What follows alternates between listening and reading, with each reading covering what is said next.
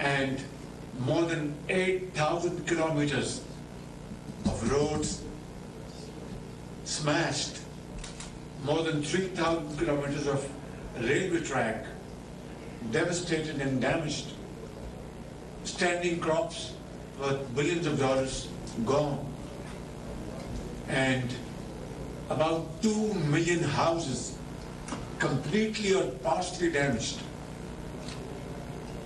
I have not seen in my entire lifetime this kind of devastation, which has not only crippled our economy, but has posed a challenge which Pakistan alone cannot negotiate with.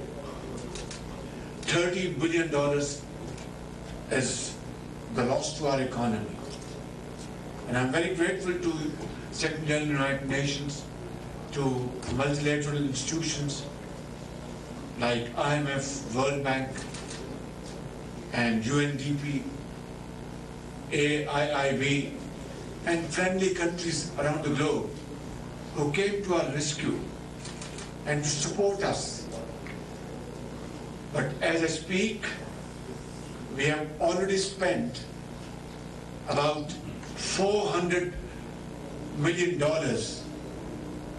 to provide basic support to 2.7 million households. And this includes repurposed amounts as well, given by World Bank and other institutions. And about $575 million all told have been spent. Cash in kind have been contributed by friends and brothers around the globe. But now we have to go for a rehabilitation, reconstruction of our infrastructure to put people back on their feet. It's a huge challenge that we have to put back people on the feet to the tune of 33 million. That is, I think, unprecedented in the contemporary history. Therefore, today this conference on resilient Pakistan is being undertaken, and I'm glad to announce and share with you, as you must have all known by now, that various representatives from various parts of the world, French President Macron, and Turkish President Erdogan, and other international dignitaries have either spoken through Zoom or through video messages, supporting and inspiring all of us to undertake this gigantic task. I would like to conclude by saying that Pakistan today, in consultation with its friends and institutions, presented comprehensive framework plan for resilient recovery, rehabilitation, and reconstruction, and includes a robust financing mechanism. We would be able to generate close to about $8 billion domestically, but we're looking forward to an amount of equal share of $8 billion internationally. Of course, today, hefty amounts have been announced, ranging from 300 million euros to $100 million and $80 million, and so on and so forth. Islamic Development Bank has announced a figure of $4.2 billion, which is one of the largest contributions so far during the progress of this conference. I want to say without any fear of contradiction Yet we look forward to working very closely with our great friend. I must tell you that people of Pakistan will remember you for all time to come. You don't know Urdu, yet you spoke the language. You don't know them, yet you are one of them. Mixed with them, shook hands with them, and hugged them. Sekjal, I am personally obliged to you and very grateful to you. And you have inspired millions around the globe. Ladies and gentlemen, I am grateful for this wonderful event made in Geneva. I am very grateful to the host country, Switzerland, and very grateful to all relevant members, states, ministers, and other dignitaries who have been able to find time to participate physically in this conference. We are extremely grateful to all of them. I want to make this statement categorically, without any fear of contradiction, that every penny will be spent in a most transparent fashion. I have put in place third-party validation mechanism so that every penny is accounted for and is invested in the interest of the needy and helpless people who have been badly affected by these ferocious floods. Thank you very much, and thank you all. Ladies and gentlemen of the media, I'm indeed very pleased to be joined by Prime Minister Sharif. And dear Prime Minister, I want to thank you very much for your kind words. But you have nothing to thank. I did my strict duty. For many years, since I was High Commissioner for Refugees, I visited Pakistan in different occasions, and I always witnessed an enormous generosity of the Pakistani. You have received millions of Afghan refugees. You have hosted them, you have protected them, you have shared your resources with them in a way that is unparalleled in the world. At the same time, I could witness in difficult moments of your country, with the earthquake, with the floods, previous floods, with the impact of terrorist activities. I've always seen, in relation to Pakistanis displaced inside their own country, an enormous generosity of the Pakistani people.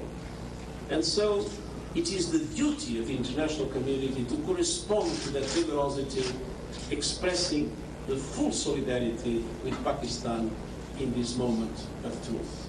It is not solidarity, it is justice. And I think that justice will start to be made today here in this conference. Now, this is a conference with lots of numbers and figures and statistics, but when I look at the challenge, what I see are faces, human faces.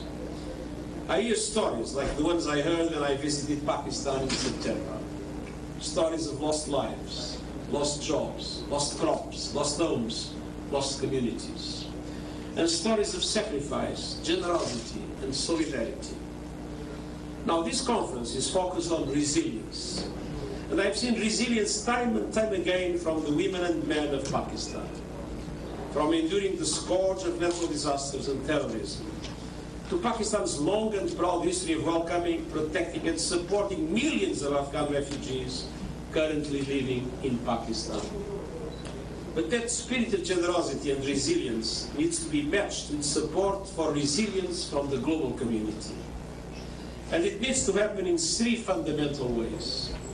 First, with massive investment, supporting Pakistan to rebuild homes, buildings, and infrastructure, to jumpstart jobs and agriculture, and ensure access to technology and knowledge to help withstand future disasters.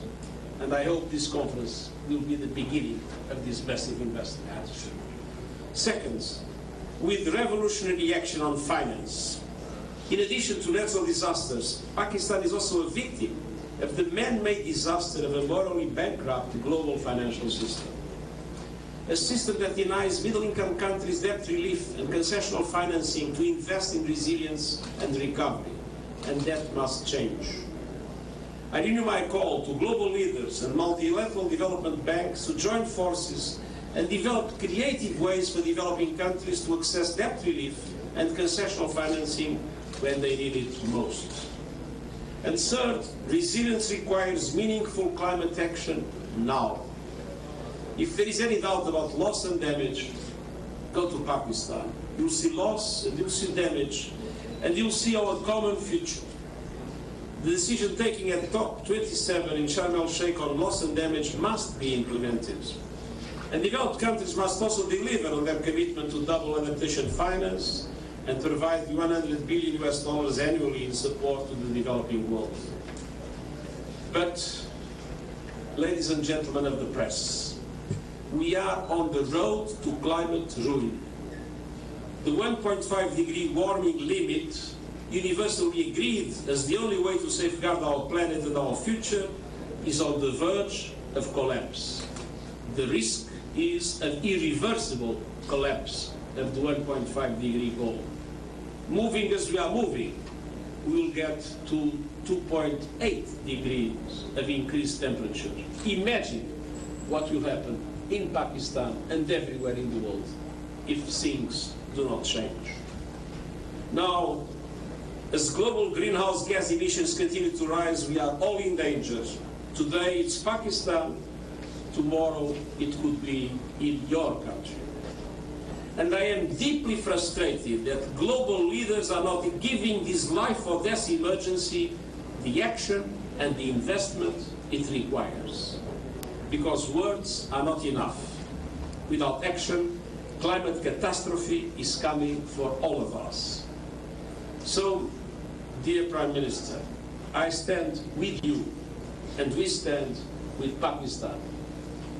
Now is the time to invest in the resilience of the Pakistani people, to mobilize massive investments from the world in order to pay tribute to the enormous generosity that the Pakistanis have always shown. Thank you very much. We will have time to take a few questions. I would like to give the first question to the President of the UN Correspondents Association. Please identify yourself as well with the media you represent. Good morning, Mr. Secretary General. Good morning, Mr. Prime Minister. On behalf of AbbTakk News Association of Journalists accredited at Geneva, I would like to welcome you and wishing you a new year. My question to you, Mr. Secretary General, I'm working also for the Kuwait News Agency. You mentioned today in your opening remarks the need of a more moral financial global system. How can the UN help to create such a moral, global, ethical, global financial system? Thank you. Well, I think we have been very active in different circumstances, in different fora, with our own initiative on financing for development in the post-COVID situation, in our interventions in the G7, in the G20, and in the spring and autumn meetings of the World Bank and the IMF. It is very clear that the present system is biased. The system was conceived by a group of rich countries, and naturally it basically benefits rich countries. So we need, first of all, to recognize that we have presently a situation in the developing world in which countries are strangled by debt and countries have no access to the financial resources they need in order to be able not only to address the dramatic challenges they face, but also to implement the Sustainable Development Goals. We need a new debt architecture. And we need to make sure that debt relief is effectively provided by the system even to middle-income countries that are on the verge of very difficult, very dramatic situations, including suspending their payments. On the other hand, we need multilateral development banks to change their business model. We need them to assume more risks and to be able to leverage more systematically private finance. That is essential. But private finance today is only accessible to many developing countries at very high interest rates that do not allow for the solution of their problems. So multilateral development banks, beyond their loans, need to provide more guarantees to bring private finance at reasonable costs. Must be first risk takers in coalitions of financial institutions to support developing countries. And this is true in relation to situations like the situation in Pakistan, but also to build resilience in all other aspects, facing climate, facing the risk of pandemic situations, and taking into account the need to implement the Sustainable Development Goals. And on the other hand, it is absolutely essential that concessional funding is made available to middle-income countries that are particularly vulnerable.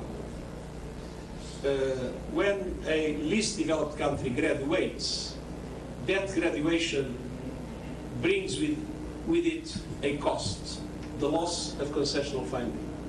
And in many situations, they are still extremely vulnerable. So we need to redesign our financial system in order to be able to take into account vulnerability and not only GDP when decisions are made about concessional funding to countries around the world. So there are many other aspects in which we are working hard, and I hope that member states that control the boards of these institutions will be able to implement the kind of reforms that are needed to establish more justice. Today, just to give you an example, my country, Portugal, even in this very difficult situation and with a very high debt to GDP ratio, is still being able to get funding at 3 or 4% of interest rates. I was with President Ruto of Kenya a few days ago, and he told me that when they are trying to go to the market to finance the country, the best offer they had was 14%.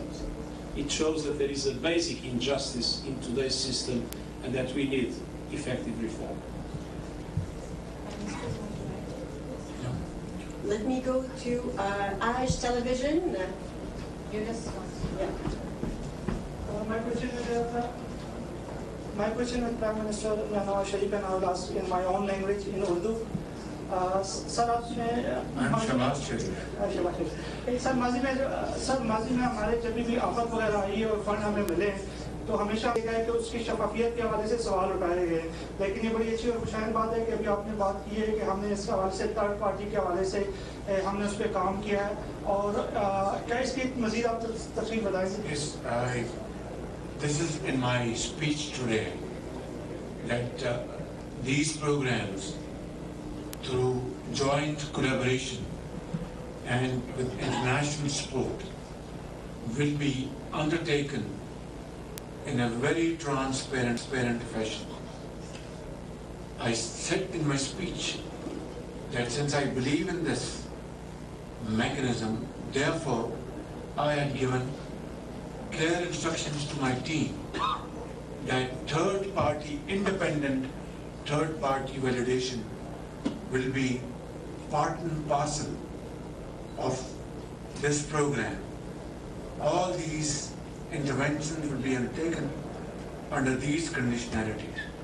तो ये जो आपने बात की है, बिल्कुल सही कहा कि शफाफियत ये हमारी पहली तरजीह है, और उसका तकाजा ये है कि इंटरनेशनल जो कम्युनिटी जो फंड्स मुहैया करेगी, आज जिनके ऐलानात हो रहे हैं, वो खुद हमसे ये तवक्को करेंगे कि हम एक एक पाई का हिसाब दें, और उसका वाहिद तरीका ये है कि सारे का सारा निज़ाम बहुत शफाफ हो और third party mechanism, third party validation जो है, जिसमें हुकूमत और पैसे देने वाले किसी का कोई इख्तियार या असर ना हो, थर्ड पार्टी खुद हकाइक की बुनियाद पर उसका फैसला करे।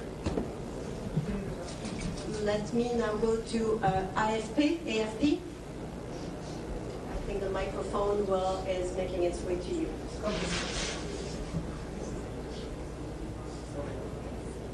Thank you. Nina Larson with AFP. I had just a question for both of you. I was wondering if you could say how confident you are that you'll be able to get the massive investments that you're asking for, the $8 billion from international sources that you're asking for. And for Prime Minister Sharif, I was wondering if you could say how close you are to a deal with the IMF for the next disbursement tranche, and what the main stumbling blocks might be. Thank you. Well, it is my hope that we'll be able to come out of this conference with a support as close as possible to the 8 billion that, as the Prime Minister said, the international community is supposed to contribute in relation to this program at this moment. But this is not the end of the story. I believe it will be very important as the program of reconstruction moves on to go on mobilizing international support, because when we see the situation in Pakistan and the level of devastation that took place, and when you see the fragility of the country in relation to possible future natural disasters, I think that international solidarity will not stop at this conference. But if we come close to the 8 billion, that means that there is a considerable success and a demonstration of trust in relation to the government and the people of Pakistan for the capacity to implement what is a very ambitious but very well-structured program that was also presented in this conference. Yes, thank you very much. I would like to just answer your question that even before these floods hit Pakistan, we were already facing humongous challenges because of serious tension in Eastern Europe, and as a result, food inflation, the prices of oil and gas were skyrocketing, and Pakistan was facing this imported inflation in a very, very difficult situation.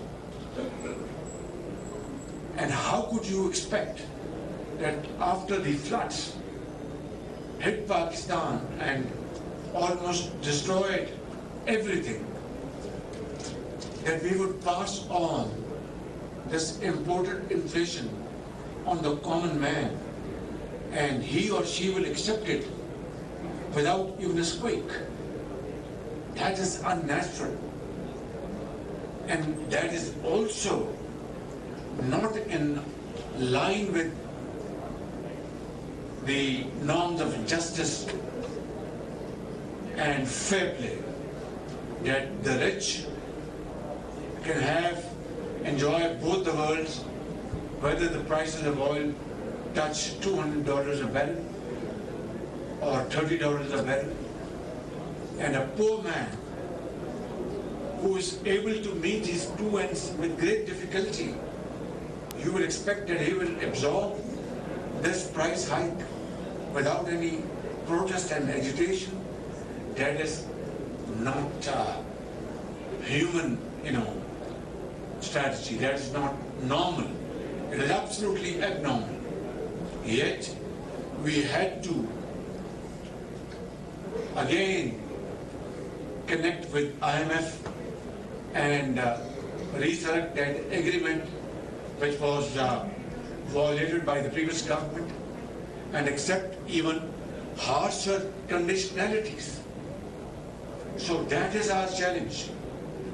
And today, while we are complying with IMF conditionalities as best as possible, but how on earth can you expect from me that I am working out of Prime Minister's house and a poor man in the far-flung areas of Pakistan, in the sand dunes, in rocky mountains of Balochistan, or snow-covered peaks of KP, or plains of the province of Sindh, which have been, even today as you go over there, you will find standing water, which has destroyed their livelihood, that we should pass on this additional burden on them. It is nightmarish, to say the least. Yet, we are committed to IMF's program. We will do everything to comply with their terms and conditions, although I am constantly trying to persuade them that please give us a pause. I'm very grateful to Secretary General. He is also in touch with them. I spoke to the Managing Director the other day and tried to first assure her that we will comply with the terms and conditions. And B, I said, you are a wonderful person, wonderful human being. You have a heart of a gem, and you know the plight of poor people in developing countries. So kindly be considerate and compassionate and give us some breathing space. Well, this is an ongoing dialogue. I'm sure one day soon we will be able to convince them through logic and through facts. That said, regardless, we will comply with IMF program. Mr. Prime Minister, did you want to say something else, Secretary General? Well, I'd like to say that economic stability is very important. But let's not forget that the day we will all be dead, there will be perfect economic stability. Thank you so much, everybody. This is all the time that we have. Thank you very much. Thank you. Thank you. Thank you, Mr. Prime Minister, Secretary General. वज़ीर आज़म शहबाज शरीफ और secretary general अक़वाम मुत्तहिदा मुश्तरका news conference कर रहे थे। वज़ीर आज़म का ये कहना था कि गैर मामूली सैलाब से पाकिस्तान में वसी पैमाने पर तबाही हुई है। सैलाब से पाकिस्तानी अवाम और इंफ्रास्ट्रक्चर बुरी तरह मुतासर हुए हैं और लाखों एकड़ पर खड़ी फसलें तबाह हो गईं। वज़ीर आज़म शहबाज शरीफ सेक्रेटरी जनरल अक़वाम मुत्तहिदा एंटोनियो गुतेरेस के हमरा मुश्तरका न्यूज़ कॉन्फ्रेंस कर रहे थे।